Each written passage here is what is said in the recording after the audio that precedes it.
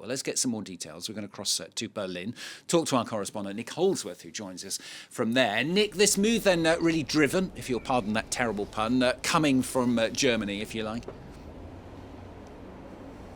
Absolutely. It's really the German Chancellor Friedrich Merz and the Bundestag which has given the petrol and diesel-driven engine a stay of execution.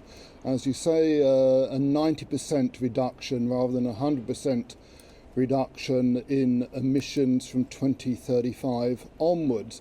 I mean, this really is absolutely pushed by, I'm trying to avoid car puns here, the needs of the German auto industry, which has really been suffering both from the tariff wars from Donald Trump in the West and in the Far East from Chinese competition. The Chinese are churning out electric vehicles, and they're much cheaper than those that the Europeans can make.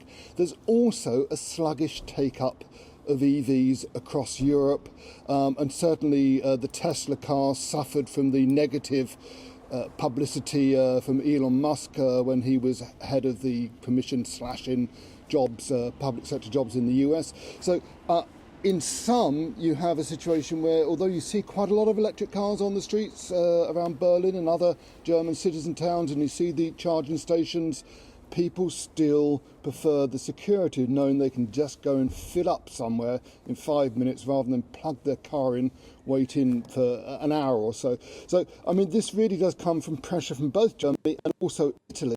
It's going to be pushed back by the French, who are really determined. It's a red line for the French that zero emissions by 2035, and it does mark a knockback for European zero emissions targets at a time when we're 10 years on from the Paris Agreement, and we're set to have a 2.5% rise in carbon dioxide and in global temperature, compared to pre-industrial levels, not the 1.5% that the Paris Agreement 10 years ago were aiming for.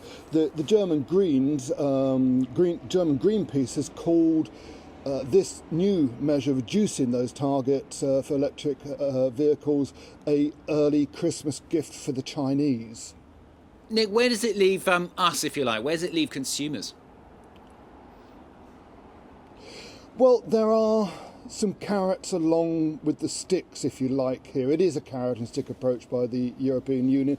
Across the European Union, electric vehicles made in Europe that are smaller, between 15,000 and 20,000 euros per car, smaller than 4.2 metres in length, more affordable.